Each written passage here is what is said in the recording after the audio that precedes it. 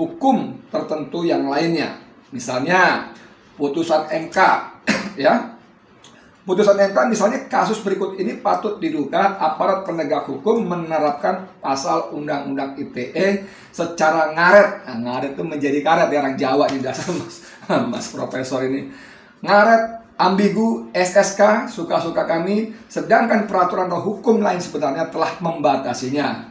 Putusan MK menyatakan bahwa delik pasal pencemaran nama baik dalam Undang-Undang ITE adalah delik aduan, bukan delik biasa.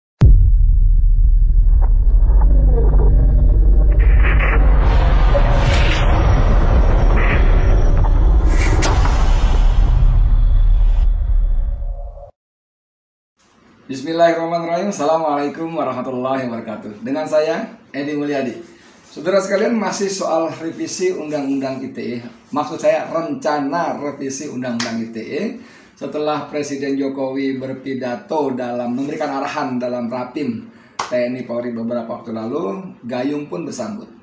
Pada hari yang sama kalau nggak salah, Kapolri Jenderal Listio Sigit Prabowo juga memberikan pendapatnya. Misalnya begini, seperti ditulis oleh detik.com, Kapolri ingin pelapor Undang-Undang ITE harus korban, tak bisa diwakilkan. Nah, ini kan kelihatan nggak? Iya. Oke. Jadi menurut Kapolri selama ini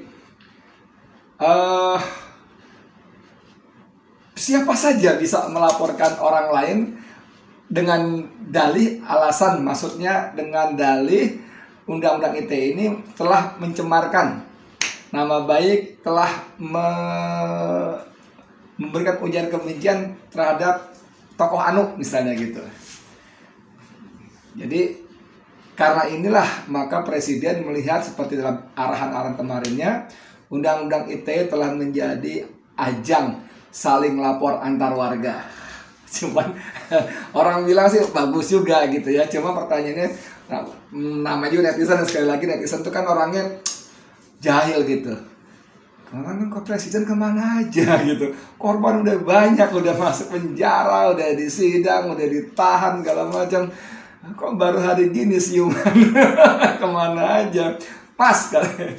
Korban udah banyak masuk Undang-Undang ITE. Tapi nggak apa-apa lah, ada orang bilang kan pokoknya lebih baik terlambat daripada tidak sama sekali. Nah, yang menjadi pertanyaan kita adalah bahwa kalau Kapolri sudah mengatakan begitu ya, Kapolri mengatakan bahwa korban harus pelapor, harus korban sendiri, tidak bisa diwakilkan. Itu kemudian teman saya Profesor Suteki itu menulis artikel yang menurut saya bagus sekali. Judulnya pasal karet pencemaran nama baik Undang-Undang ITE, delik aduan ataukah delik biasa. Nah, ini menarik. Ini profesor ini pengajar falsafat Pancasila di Universitas Diponegoro selama lebih 25 tahun. Selama lebih 25 tahun. Dan mata kuliah yang diajarkan adalah falsafat Pancasila. Tapi ketika suatu saat dia menjadi saksi ahli pada kasus pembubaran HTI, dia memberikan kesaksian menurut pemahaman dia, menurut keilmuan dia, kepakaran dia. Lalu profesor ini jadi korban, dianggap radikal, anti Pancasila. Anda bayangkan nggak, 25 tahun lebih mengajar mata kuliah falsafah Pancasila, lalu karena dia bicara di persidangan sesuai ilmunya, kepakarannya, lalu dituduh anti Pancasila, radikal. Dan itu bukan cuma tuduhan, dia pun dicopot dari jabatannya sebagai kepala jurusan apalah di Undip itu. Dia masih maju sih ke PTW kalau nggak salah ya. Ini berapa ya? Nggak mana hasilnya. Ya gitulah sampai hari ini belum jelas. Nah, Profesor Suteki itu menulis, menurut saya bagus sekali. Dia mengutip ucapan Joko Widodo saat memberikan arahan. Antara begini katanya, kalau Undang-Undang ITE tidak bisa memberikan rasa keadilan, ya saya akan minta kepada DPR untuk bersama-sama merevisi Undang-Undang ITE ini. Karena disinilah hulunya, terutama menghapus pasal-pasal karet yang penafsirannya bisa berbeda-beda, yang mudah diinterpretasikan secara sepihak. Ini acuan Profesor Suteki dalam menulis artikel. Ini diberikan saat Jokowi memberikan arahan dalam Rapim, rapat pimpinan TNI Polri. Pasal karet itu dikaretkan dengan diterapkan sesuai dengan kemauan pihak tertentu yang seringkali pula sebenarnya menabrak aturan hukum tertentu yang lainnya. Misalnya putusan MK, ya. Putusan MK misalnya kasus berikut ini patut diduga aparat penegak hukum menerapkan pasal Undang-Undang ITE secara ngaret. Nah, ngaret itu menjadi karet ya, orang Jawa di dasar mas profesor ini. Ngaret, ambigu, SSK, suka-suka kami, sedangkan peraturan atau hukum lain sebenarnya telah membatasinya. Putusan MK menyatakan bahwa delik pasal pencemaran nama baik dalam Undang-Undang ITE adalah delik aduan, bukan delik biasa. Namun patut diduga aparat penegak hukum tidak mematuhi putusan MK. Oke, lanjut lagi. Peristiwa hukum dugaan penerapan pasal karet dari Undang-Undang ITE ini terjadi akhir tahun 2020. Tribun Medan ID 26 November 2020 mewartakan adanya penangkapan atas WP, seorang yang mengaku EPI Kecamatan Galang, Deli Serdang, Medan, karena di akun Facebooknya ada foto Presiden Jokowati. Mohon maaf Mas Jokowi. Presiden Jokowi digendong Megawati, maksud saya gitu, Jokowati. Ada di akun Facebooknya ada foto Presiden Joko Widodo digendong Megawati Soekarno Putri yang dijadikan foto profil. Terhadap tersangka dikenakan pasal 45 ayat ini. Nah, kalau mengacu kepada putusan MK tadi bahwa Undang-Undang ITE pasal-pasal ini adalah pasal delik aduan, bukan delik umum, harusnya yang melaporkan ya kalau nggak Megawati, Joko Widodo, bukan orang lain. Ditambah seperti permintaan Jenderal Sigit, harus korban yang menjadi pelapor datang sendiri, tidak bisa diwakilkan. Kalau soal dia didampingi, ditemani, monggo-monggo saja, tapi si pelapor harus datang sendiri. Ya, saudara sekalian, ini memang agak terlambat. Korban sudah banyak berjatuhan. Undang-undang ini benar-benar menjadi alat yang ampuh bagi penguasa untuk membungkam, memberangus para pengkritiknya. Dan hari ini gayung bersanggut, Jokowi, Sigit saling oke gitu, salah gitu. Tapi Mas Sigit, saya mau ingatkan lagi ya bahwa sampai kan jadi Kapolri baru beberapa waktu ini, sebulan juga belum barangkali ya, atau ya sudah belum makanya. Dan semua penangkapan tadi itu terjadi saat Anda jadi kabar reskrim. Dan waktu itu sampai nggak ngomong apa-apa sama sekali. Kenapa?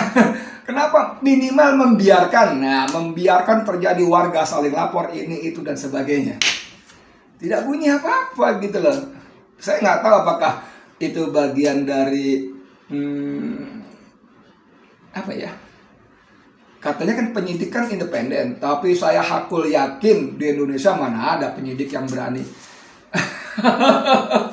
Nggak ada, pasti minimal sepengetahuan atasan, dan sangat mungkin sekali perintah atasan. Judulnya penyidik independen, tapi mohon maaf, saya nggak percaya.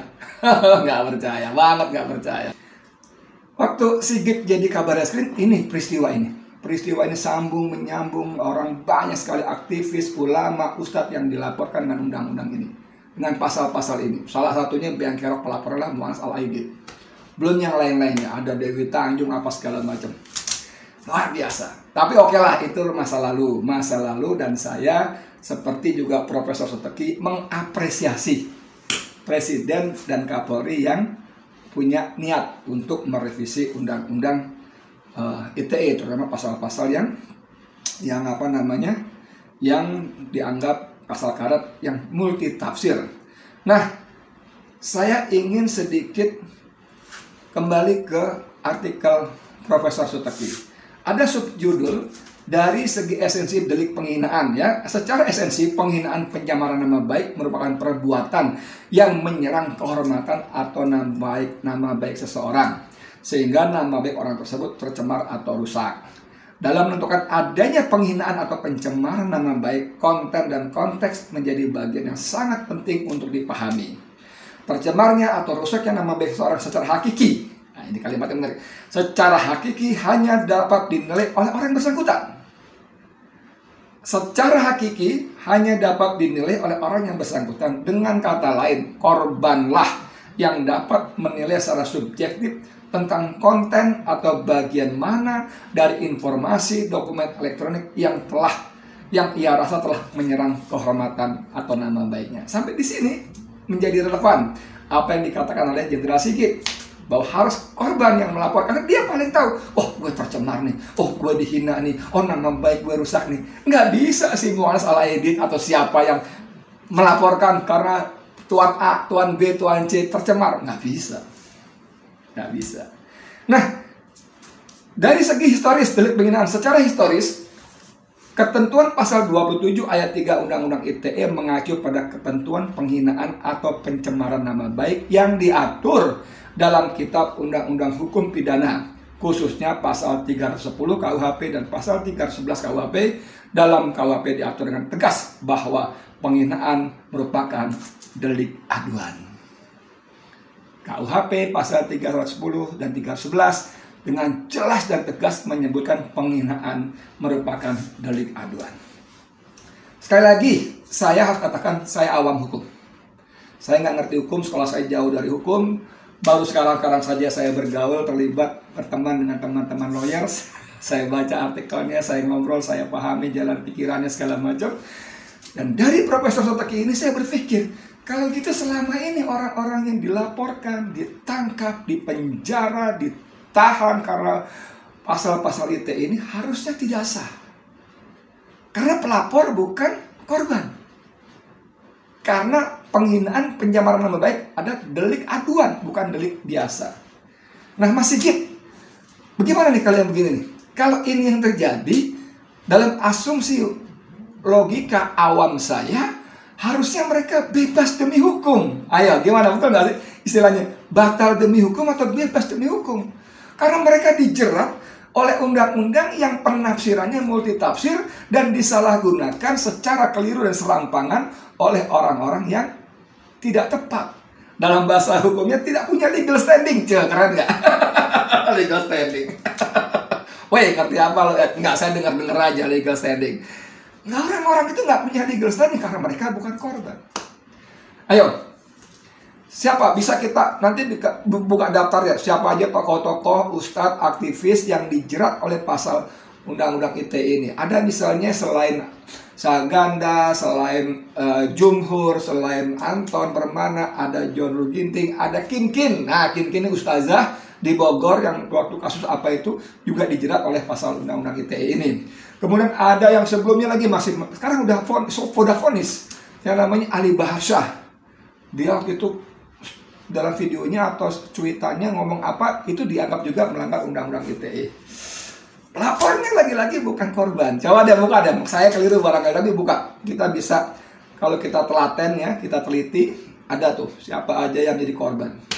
Nah, pertanyaan saya, Mas Sigit, tolong, kalau saya keliru dikoreksi. Dalam asumsi saja berdasarkan artikel ini, artikelnya Profesor Soteki ini, ya, ini berarti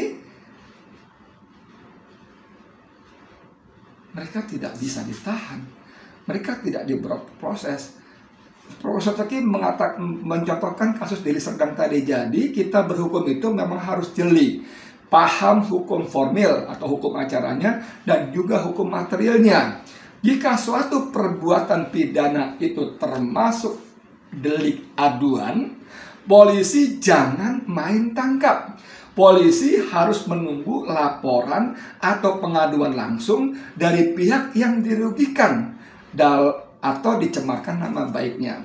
Dalam kasus ini, jika yang merasa dicemarkan adalah Pak Jokowi atau Megawati, karena ada foto Jokowi digendong oleh Megawati, yang itu kita tahu editan, jahil banget emang orang yang bikin itu, maka seharusnya dalam kasus ini yang merasa dicemarkan adalah Pak Jokowi. Maka secara individu, Pak Jokowi harus melaporkan atau mengadukan pencemaran nama baiknya langsung kepada Polri. Tanpa laporan atau aduan dari Pak Jokowi, polisi tidak dapat menangkap Ketua FPI Kecamatan Galang Deli Serdang tersebut. Nah, bos, piye bos? Penutup, paragraf penutup saya bacakan dari Profesor Subki ini. Kita sering meneriakkan bahwa kita mesti patuh pada hukum.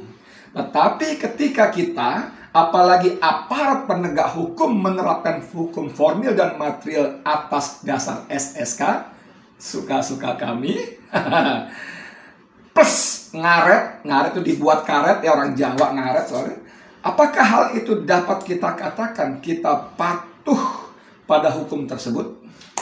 Tanya Profesor Subki. Baiklah, kini tampaknya kesadaran atas krisis penerapan Undang-Undang ITE telah dimiliki oleh semua pihak, yaitu rakyat dan penguasa. Maka tidak ada alasan menunda revisi Undang-Undang ITE. Bukan hanya undang-undang yang direvisi, tapi juga, ini penting, bukan hanya undang-undang yang direvisi, tapi juga mengubah kultur hukum aparat penegak hukum untuk lebih memanusiakan warga masyarakat dalam penegakan hukum. Restoratif justice masih diutamakan dengan prinsip pidana hanya sebagai ultimum remedium. Nggak ngerti saya. Tapi menarik. Oke, itu aja dari saya. Kalau saya keliru, buat teman-teman ahli hukum, khususnya Kapolri, ya, tolong koreksi.